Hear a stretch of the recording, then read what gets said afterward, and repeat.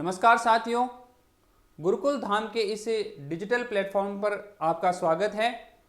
मैं Rabbani Bhati, faculty of geography, आपके साथ विश्व के भूगोल पर हमारे इस डिजिटल प्लेटफॉर्म पर विश्व का भूगोल है हम चर्चा कर रहे थे। साथियों, कल हमने अक्षांश और देशांतर के बारे में पढ़ा था। आज हम उससे आगे पढ़ेंगे। कल हमने अक्षांश रेखाओं के बारे में पढ़ा था। मुख्य रूप से हमने ये पढ़ा था कि अक्षांश और देशांतर दोनों ही काल्पनिक रेखाएं होते हैं। अक्षांश और देशांतर रेखाओं से बनने वाला जाल भूजाल या ग्रिड कहलाता है।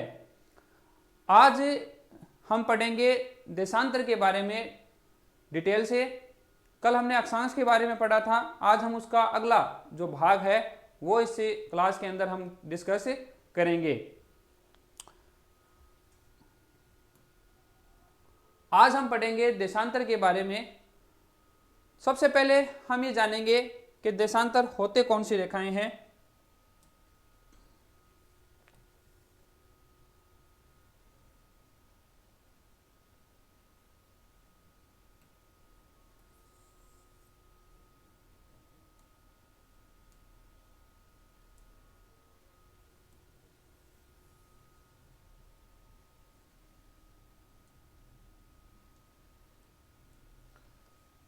कल हमने अक्षांश के बारे में पढ़ा था कि अक्षांश रेखाएं जो होती है वो पूर्व से पश्चिम की तरफ खींची जाती है। उसी प्रकार जो उत्तर से दक्षिण की तरफ उत्तर से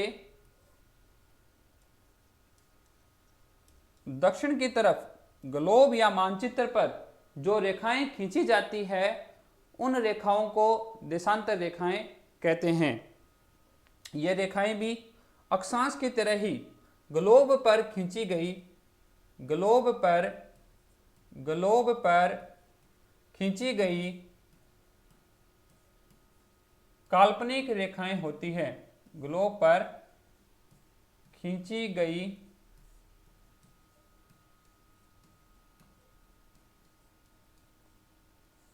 काल्पनिक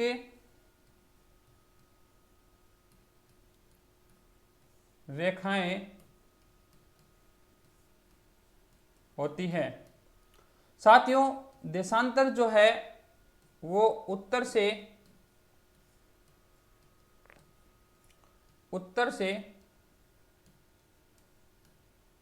दक्षिण दिशा के अंदर खींचा जाता है। जो कल हमने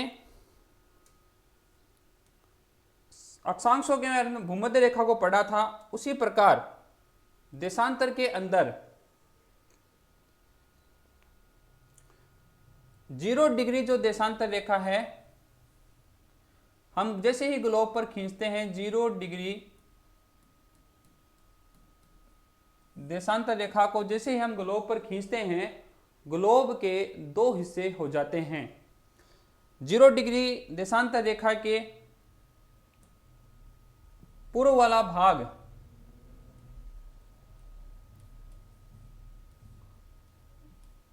पूर्वी गोलार्ध कहलाता है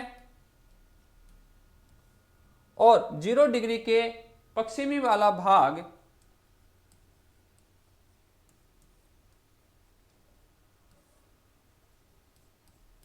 पश्चिमी गोलार्ध कहलाता है। यानी जो काम अक्षांशों में भूमध्य रेखा कर रही थी, ग्लोब के 2 बराबर भागों में बांटने का काम कर रही थी, वो भाग जो 2 गोलार्ध बनाने का काम अक्षांश रेखा कर रही थी, भूमध्य रेखा कर रही थी, वो काम देशांतर रेखाओं में 0 डिग्री अक्षांश देशांतर रेखा है वो करती है। जो ये 0 डिग्री देशांतर रेखा है, ये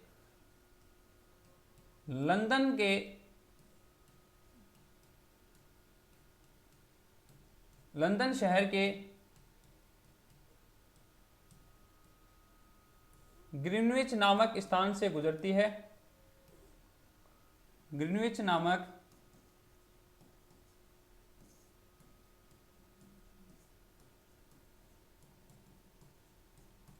स्थान से गुजरती है, इसलिए इसे ग्रीनविच रेखा भी कहते हैं।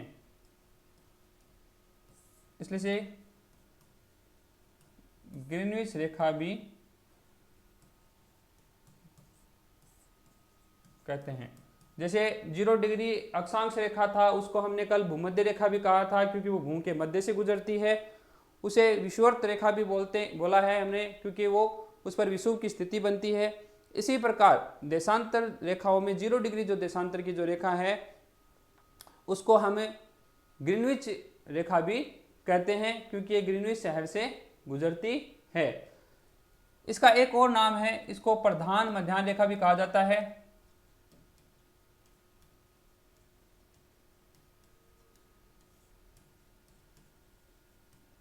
इसे प्रधान मध्याह्न रेखा भी कहा जाता है।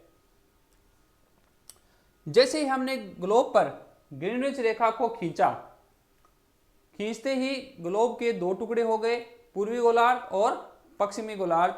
तो ग्रीनविच रेखा के पूर्व के अंदर हमें 180 डिग्री देशांतर 180 देशांतर रेखाएं हैं वो मिलती है, और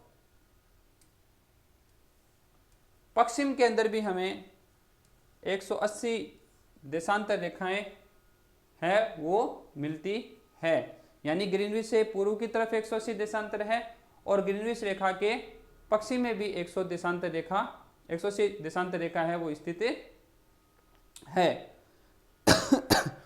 0 डिग्री जो देशांतर रेखा है, 0 डिग्री देशांतर रेखा है, इसके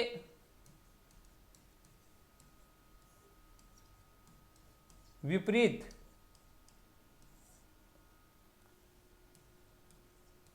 ग्लोब पर 180 डिग्री देशांतर रेखा स्थित है।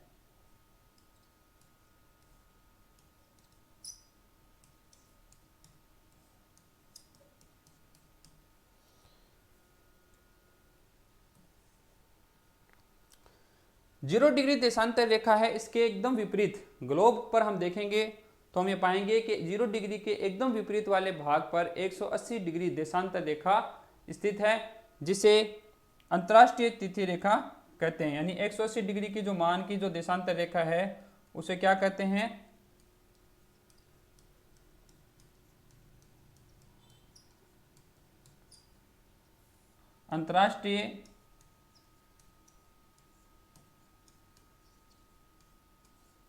अंतर्राष्ट्रीय तिथि रेखा है वो कहते हैं। तो सबसे पहले हमने देशांतरों के बारे में ये पढ़ा कि जो देशांतर होते हैं वो काल्पनिक रेखाएं होते हैं। देशांतर उत्तर से दक्षिण की तरफ खींचे जाते हैं। जैसे ही हमने 0 मान की देशांतर रेखा खींची ग्लोब के ऊपर, वैसे ही ग्लोब के 2 टुकड़े हो गए। इसके पूर्वी वाले भाग को पूर्वी गोलार्ध कहते हैं, जिसमें हमें 0 डिग्री से 180 देशांतर है वो पूर्व के अंदर मिलते हैं। 0 डिग्री के पश्चिमी वाले भाग को हमने पश्चिमी गोलार्ध कहा है, और इसके भी पश्चिम के अंदर ग्रीनविच रेखा के पश्चिम में हमें 180 देशांतर रेखाएं हैं वो मिलती है।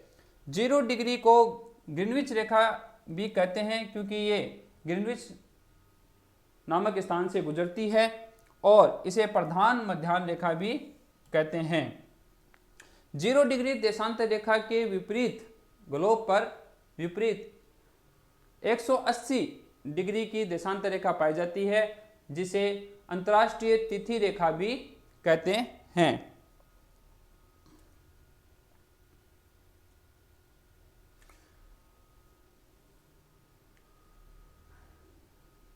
अब हम देखेंगे कि अक्षांश देशांतर है वो क्या काम आते हैं।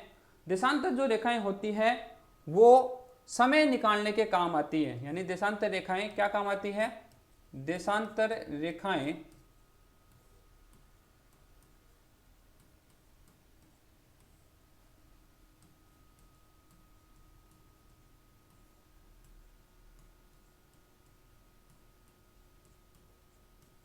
समय निकालने के काम आती है।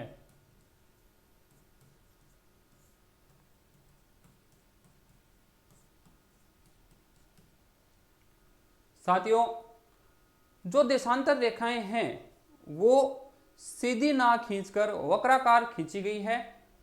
इसीलिए हम देशांतर रेखाओं को जब देखेंगे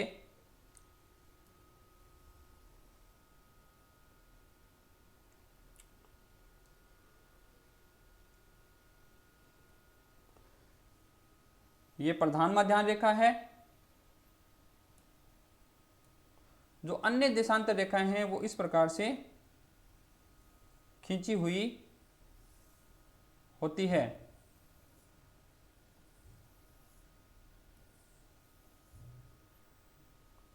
अगर हम इनके बीच में भूमध्य रेखा को खींच देते हैं, भूमध्य रेखा को खींच देते हैं, तो इससे हमें ये बात का पता चलता है कि देशांतर रेखाओं की जो दूरी है वो भूमध्य रेखा पर सर्वाधिक होती है। यानी देशांतर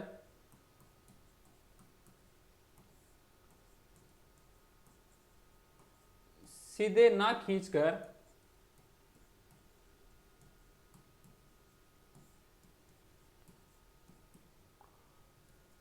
वक्राकार खींचे गए हैं।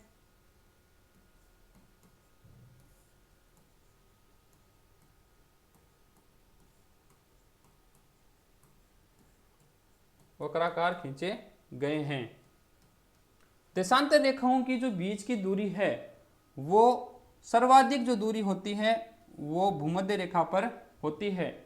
जैसे जैसे हम भूमध्य रेखा से ध्रुवों की तरफ जाते हैं, देशांतर रेखाओं की बीच की दूरी है वो क्या होती जाती है, कम होती जाती है, और ध्रुवों पर इनकी बीच की दूरी शून्य रह जाती है। तो देशांतर रेखाओं की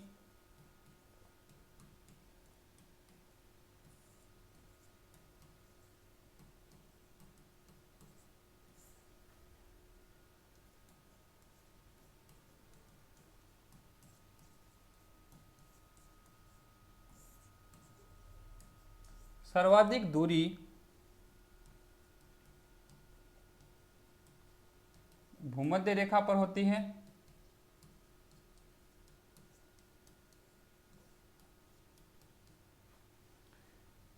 यहां इनकी बीच की दूरी,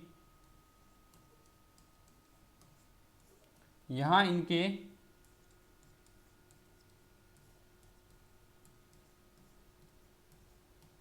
बीच की दूरी लगभग 111 किलोमीटर होती है। जैसे जैसे हम भूमध्य रेखा से ध्रुवों की तरफ जाते हैं वैसे वैसे ही ये जो ध्रुव है यहाँ पर सभी देशांतर होते हैं वो एक जगह आकर क्या होते हैं, मिल जाते हैं, और ध्रुवों पर इनकी बीच की दूरी क्या हो जाती है, शून्य हो जाती है।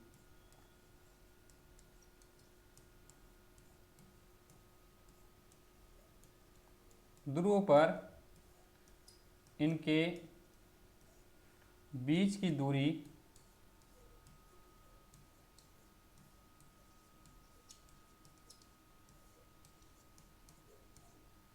शून्य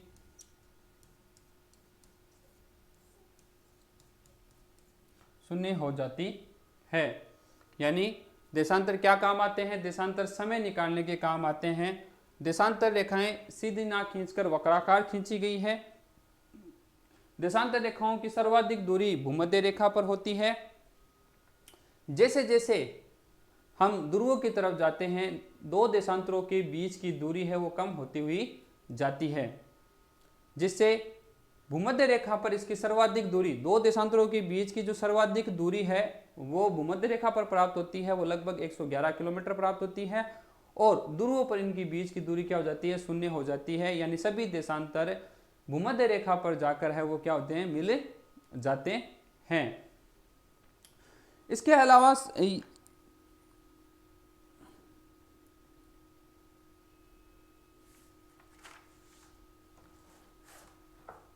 हम निश्चित स्थान को प्राप्त करने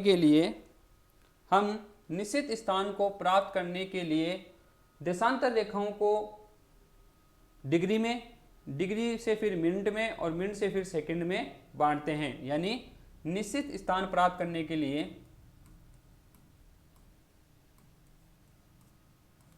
निश्चित स्थान के लिए हम देशांतरों को पहले डिग्री में,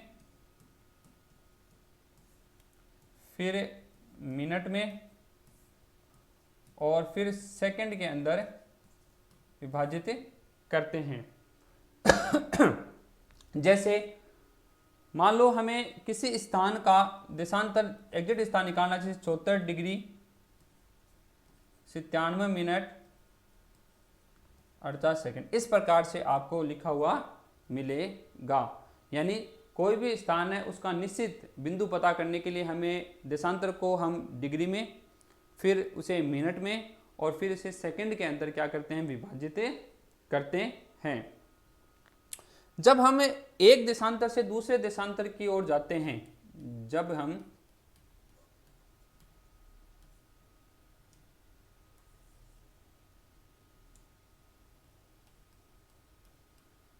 जब हम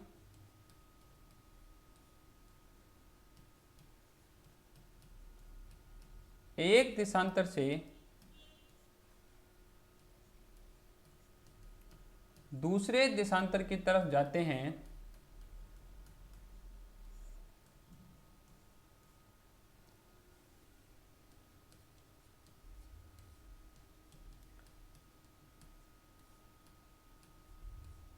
तो 4 डिग्री का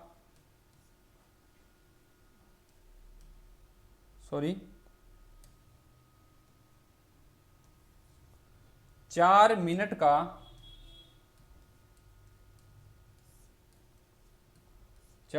का अंतर आ जाता है। यानी जब हम एक देशांतर से दूसरे देशांतर की तरफ जब हम जाते हैं, तो जैसे ही हम एक देशांतर को पार करके दूसरे देशांतर पर पहुंचते हैं, उसमें उस देशांतर से जहां से हम चले थे और जहां को हम पहुंचे हैं, दोनों के बीच में जो समय का जो अंतर है वो 4 मिनट का समय का अंतर है वो आ जाता है। यानी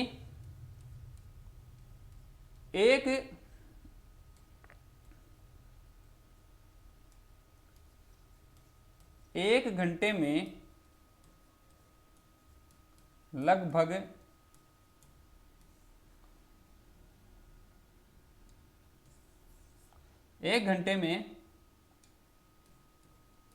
15 डिग्री का अंतर आ जाता है।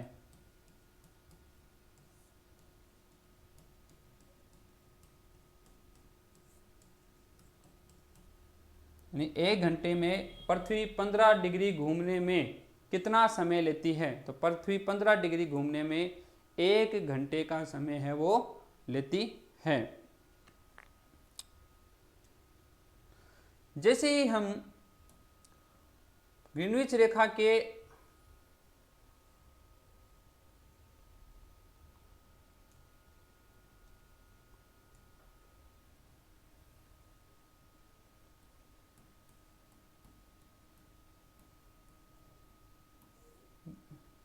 ग्रीनविच रेखा की पूर्व की तरफ यात्रा करेंगे, इधर की तरफ चलेंगे पूर्व की तरफ, तो पूर्व की तरफ जाने पर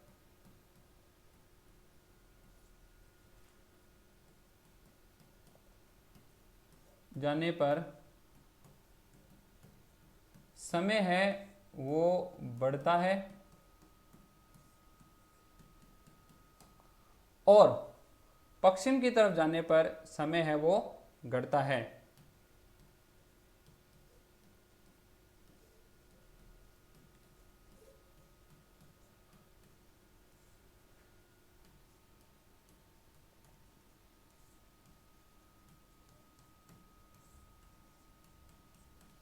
अगर हम देशांतरों को देखेंगे, ये नियम जरूरी नहीं है कि ग्रीनविच रेखा के अकॉर्डिंग ही अपन लगाए।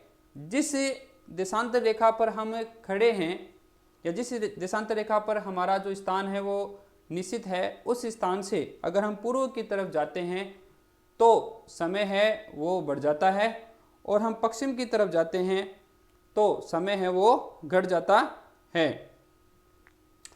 प्रत्येक स्थान से कोई ना कोई देशांतर रेखा जरूर गुजरती है। उस देशांतर रेखा को, जिस स्थान, प्रत्येक स्थान से जो गुजर रही है, उस देशांतर रेखा को मध्याह्न रेखा कहते हैं, जिससे वहां का स्थानीय समय निकाला जा सकता है।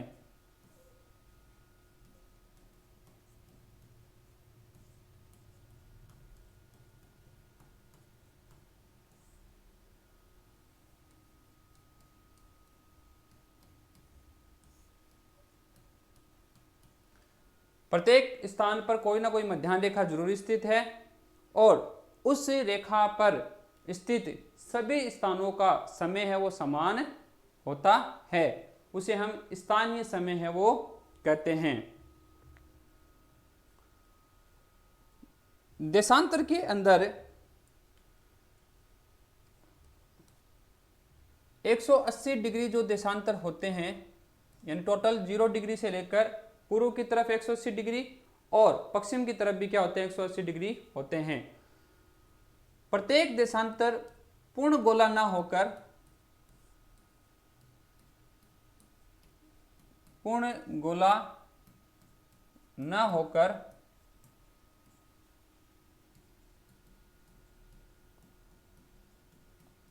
अर्धवर्त होता है, यानी एक देशांतर है वो पूरा गोला नहीं होता है, वर्त नहीं होता है, वो अर्धवर्त होता है।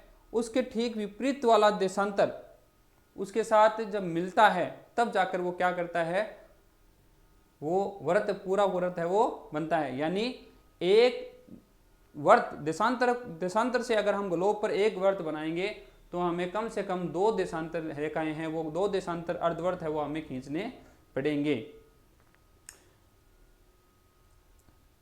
ये 2 देशांतर अर्धवर्त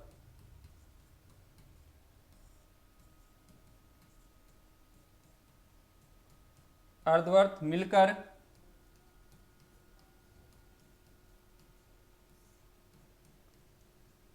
एक वर्त का निर्माण करते हैं।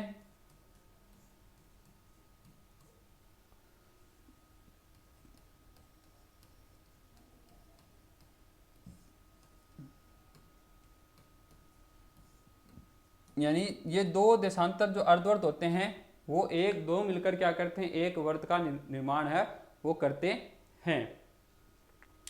ये वर्त, जब ये वर्त बनता है, इस वर्त से ग्लोब के 2 टुकड़े हो जाते हैं, इसलिए प्रत्येक देशांतर रेखा है वो वर्त का काम करती है। प्रत्येक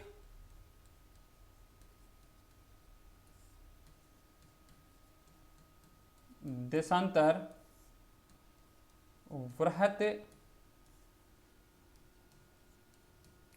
वर्त का काम करती है। कल हमने अक्षांश में पढ़ा था कि जो अक्षांश रेखा है उनमें केवल भूमध्य रेखा ही एक ऐसी रेखा होती है जो वृहत वर्त का निर्माण करती है। वृहत वर्त वह वर्त होता है जिससे ग्लोब के 2 बराबर हिस्से हो सकते हैं, लेकिन देशांतर के अंदर 2 अर्धवर्त मिलकर एक वर्त का निर्माण करता है और वो वर्त पूरे ग्लोब को 2 बराबर भागों में बांट सकता है। यानी हर देशांतर से अगर हम ग्लोब के 2 टुकड़े करने चाहें तो वो कर सकते हैं। देशांतर में, अक्षांश में अपन ऐसा नहीं कर सकते हैं। जैसे मान लो कि हम अक्षांश के अकॉर्डिंग सिर्फ ऐसे ही 2 टुकड़े कर सकते हैं। इससे अगर ऊपर जाएंगे तो ये वाला हिस्सा है वो बड़ा हो जाएगा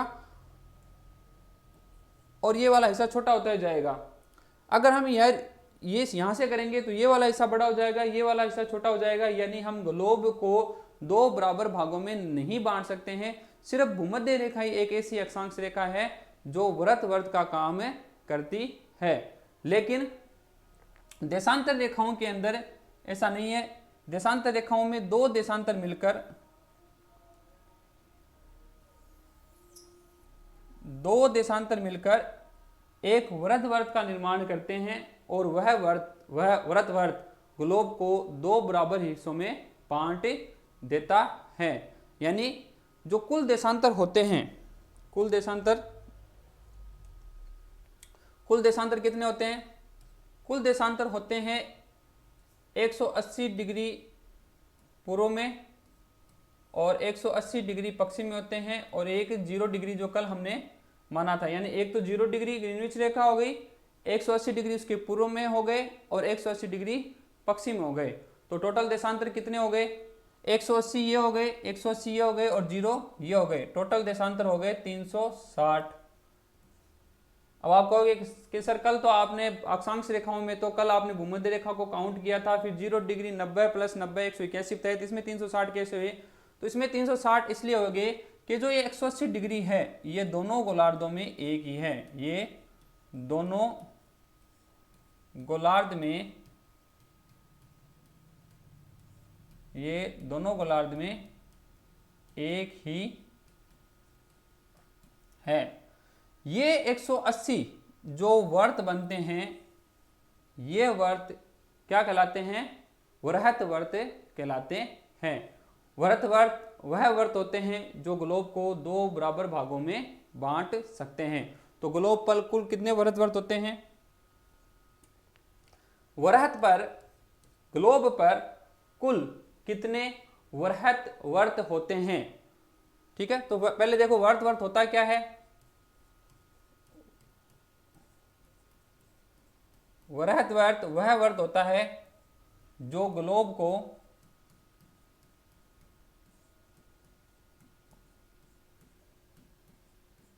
दो समान भागों में बांट दे। दो समान भागों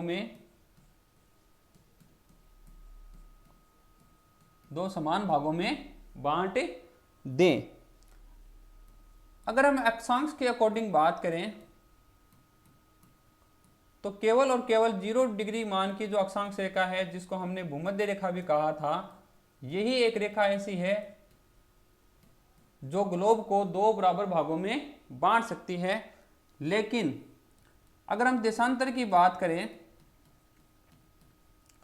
तो देशांतर के अंदर कुल 180 वर्त है हम बना सकते हैं। 2 अर्धवर्त से मिलकर एक वर्त बनाएंगे और 360 देशांतर रेखाएं हो गई है, तो 360 के आधे आधे हम मिलाएंगे तो कितने वर्त हो जाएंगे? 180 वर्त हो जाएंगे। तो टोटल अगर प्रश्न आए कि ग्लोब पर कुल वृहत वर्त कितने हैं, तो ग्लोब पर कुल वृहत वर्त है वो 181 है। साथियों ये देखना, ये अच्छा क्वेश्चन है कि ग्लोब पर कुल वृहत वर्त कितने हैं। तो ग्लोब पर कुल वृहत वर्त 181 बनते हैं। निकालना है, ये देशांतर का एक महत्वपूर्ण बिंदु है। यहां से प्रश्न हर बार आता है, हर एग्जाम में आता है। समय कैसे निकालते हैं? छात्रों हमने पहले ये पढ़ा था कि हमने ये पढ़ा था कि प्रत्येक मध्याह्न जो रेखा है उस पर खुद का एक पर्टिकुलर समय होता है। प्रत्येक देश भी अपने स्थान से, अपने मानक देशांतर रेखा को मानकर अपना स्थान है वो निश्चित करता है। तो प्रत्येक देशांतर का अपना समय होता है। उस समय के अकॉर्डिंग हम दूसरी जगह से उस समय की क्या करते हैं, ये ज्ञात करते हैं कि अगर यहाँ समय है तो वहाँ समय क्या होगा। जिसमें हमने कुछ बिंदु है वो पहले भी पढ़े थे कि एक देशांतर रेखा, जो कोई भी देशांतर रेखा हो, उस देशांतर से अगर पूर्व में जाएंगे तो प्लस हो जाएगा टाइम, पश्चिम में जाएगा तो टाइम क्या हो जाएगा? माइनस हो जाएगा। ठीक है ना। पूर्व के ऊपर जाएंगे तो प्लस है वो प्लस हो जाएगा, और पश्चिम में समय जाएंगे तो समय क्या हो जाएगा? माइनस हो जाएगा। कितने मिनट?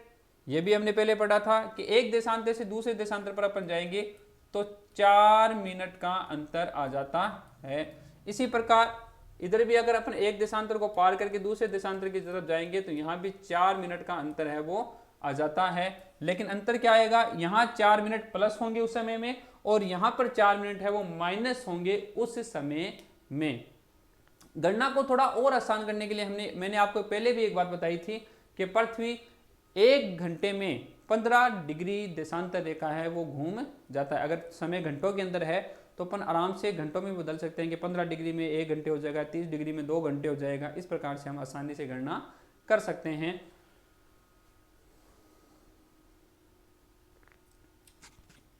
मान लो कि एक सिंपल सा प्रश्न आता है एग्जाम के अंदर कि अगर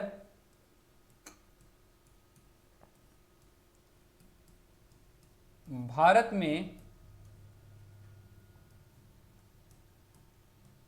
दोपहर के 2 बजे हैं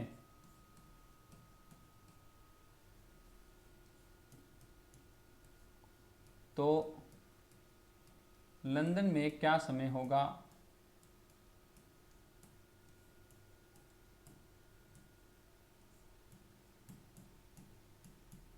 ऐसी कंडीशन के अंदर हमारे पास लंदन का देशांतर रेखा होना बहुत जरूरी है। यानी एग्जामिनर हमें जो स्थान देगा या तो उन दोनों स्थानों के देशांतर रेखा देगा या हमें ऐसे देगा कि हमें दोनों स्थानों के देशांतर रेखा है वो पहले से क्या होगी, पता होगी। जैसे अपन भारत की बात करते हैं तो भारत का जो प्रमाणिक देशांतर है वो कितना है, 82 डिग्री 30 मिनट पूर्वी देशांतर। लंदन का भी हमने पीछे पढ़ा था कि लंदन के ग्रीनविच नामक स्थान से गुजरती है कौन सी रेखा, ग्रीनविच रेखा, यानी लंदन है वो 0 डिग्री के आसपास है। अब हम यहाँ हैं भारत के अंदर 182 डिग्री पर भारत में है, ये 82 डिग्री 30 मिनट है और अपन इधर की तरफ जा रहे हैं, यहाँ जाकर 0 डिग्री है। तो हम कौन सी दिशा में गमन कर रहे हैं, हम पश्चिमी दिशा में गमन कर रहे हैं। तो नियम कौन सा लगेगा, पश्चिमी दिशा में जाने पर प्रत्येक देशांतर पर 4 मिनट का अंतर आ जाएगा। तो लगभग हम कितने देशांतर जा रहे हैं, हम जा रहे हैं लगभग 82.5 डिग्री जा रहे हैं। तो हम 82.5 को 4 से क्या कर देंगे, मल्टीप्लाई कर देंगे, ठीक है। तो जिससे हमें पता चलेगा कि भारत से लंदन में कितना समय है वो हो रहा है। मान लो हम सीधी गणना करते हैं तो हम ये पाएंगे, गुणा करने के बाद इनके 5 घंटे और 30 मिनट का अंतर है वो लगभग आ रहा है। अब 5 घंटे 30 मिनट का अंतर आ रहा है तो हम पश्चिम की तरफ जा रहे हैं तो समय क्या होगा, कम होगा। पश्चिम की तरफ जा रहे हैं तो समय क्या हो जाएगा, कम हो जाएगा। तो 5.5 घंटे हैं, हम 2 से क्या कर देंगे, कम कर देंगे, ठीक है। तो कितने हो गए, ना 1 हो सकता है, ना 12, फिर 11, फिर 10, फिर 9, फिर 8.5 घंटे और, यानी 8:30 है वो, सुबह के 8:30 बज रहे हैं। लंदन में कितने समय हो रहा है, 8:30 AM है ये लंदन में समय हो रहा है। इस प्रकार के सवाल बहुत सारे आते हैं और आप अगर आपको 2 बेसिक कॉन्सेप्ट अगर आपको पता है तो आप किसी भी स्थान की देशांतर रेखाओं से हम समय निकाल सकते हैं। नंबर 1 के दोनों स्थानों का देशांतर हमें पता होना चाहिए, एग्जामिनर हमें दोनों स्थानों का समय स्थान है वो देगा, या एक का हमें पता होगा, एक का एग्जामिनर देगा। अब हमें करना क्या, हमें 2 बातों का पता होना चाहिए। एक तो ये कि एक देशांतर से दूसरे देशांतर की तरफ जाएंगे तो 4 मिनट का अंतर आता है, और दूसरा ये कि अगर हम जिस स्थान पर खड़े हैं उस स्थान से अगर हम पूर्व की तरफ जा रहे हैं तो हमें समय बढ़ाना है, और पश्चिम की तरफ जा रहे हैं तो हमें समय घटाना है। अगर इन दोनों बातों का हमें पता है तो हम आराम से इसका उत्तर है वो निकाल सकते हैं।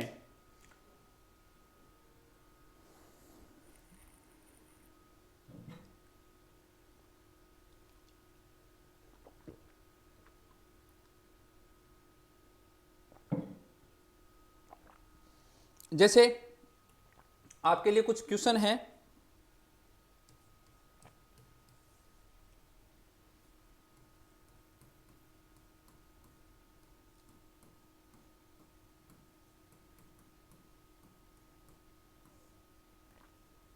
भारत के गुजरात में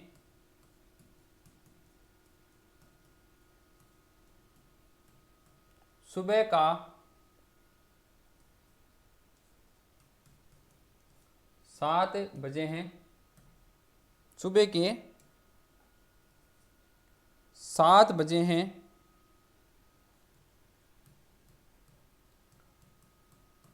जो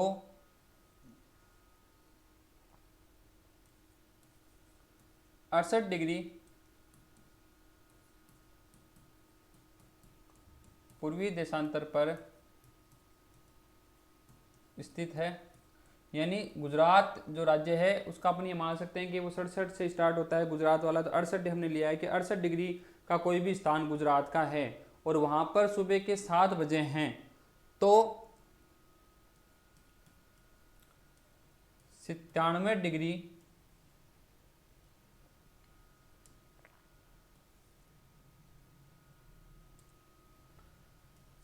डिग्री पश्चिम में, पश्चिम किस होगा, एक मिनट, पश्चिम नहीं होगा,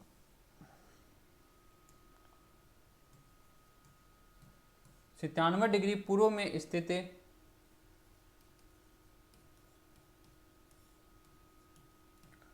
अरुणाचल राज्य के किसी जगह पर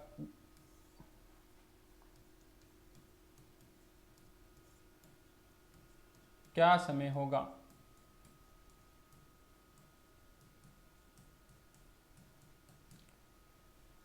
ये वैसे कोई निश्चित नहीं है, हमने बनाया है सीखने के उद्देश्य से बनाया है। तो 68 डिग्री मान लो, हमने 68 डिग्री पहले हमने ये खींची कि 68 डिग्री का हमें पता है ये 68 डिग्री है और 68 डिग्री पर 7 बज रहे हैं। कितने बज रहे हैं? 7 बज रहे हैं, वो भी सुबह के, यानी AM बज रहा है। अब हम जा कौन सी दिशा में रहे हैं? इस दिशा में जा रहे हैं। कौन सी रेखा पर? 97 डिग्री पर। यहाँ पर क्या समय होगा? अगला हमें ये समय पूछ रहा है। तो पहली बात, हम कहाँ से कहाँ की तरफ जा रहे हैं? तो हम कौन सी दिशा के अंदर जा रहे हैं? हम पूर्वी दिशा की तरफ है वो बढ़ रहे हैं। पूर्वी दिशा की तरफ जाएंगे तो समय घटेगा या बढ़ेगा? समय प्लस होगा। अब हमें क्या करना है? हमें ये निकालना है कि 68 और 97 डिग्री में कितने देशांतर का अंतर है। अगर हम उनको 4 से मल्टीप्लाई करेंगे, जो भी समय आता है उसे हम, जो भी संख्या आती है उसको, डिजिट आती है उसको हम घंटों में, मिनट में, घंटों में बदल लेंगे। उसके बाद में हम अगर 7 बजे में जोड़ेंगे तो हम निश्चित जो हमारा उत्तर है उसको प्राप्त कर लेंगे। इस प्रकार के प्रश्न बहुत बार एग्जाम के अंदर आते हैं। ऐसे ही कुछ प्रश्न हम कल आपके लिए लेके आएंगे जो पूर्ववर्ती कंपटीशन एग्जाम में आए हैं, उनको हम यहाँ पर हल करेंगे। उसके बाद में हम देशांतर का जो अन्य का जो पार्ट है, देशांतर में बचा हुआ जो पार्ट है, जैसे स्थानीय समय क्या होता है, प्रमाणिक समय क्या होता है, समय कटिबंध क्या होता है, अंतर्राष्ट्रीय समय क्या होता है और अंतर्राष्ट्रीय तिथि रेखा क्या होती है, इसके बारे में हम अपने अगले वीडियो के अंदर पढ़ेंगे। अगर आप हमारे वीडियो पर नए हैं, हमारी क्लासेस में नए हैं, तो हमारी YouTube चैनल को सब्सक्राइब कीजिए और हमारा ऐप गोकुल धाम ऐप है वो डाउनलोड कीजिए। वहाँ पर हम सभी प्रकार की क्लासें आपको उपलब्ध करवा रहे हैं, साथ ही हस्तलिखित नोट्स भी आपको वहाँ पर मिलेंगे। धन्यवाद। जय हिंद, जय भारत।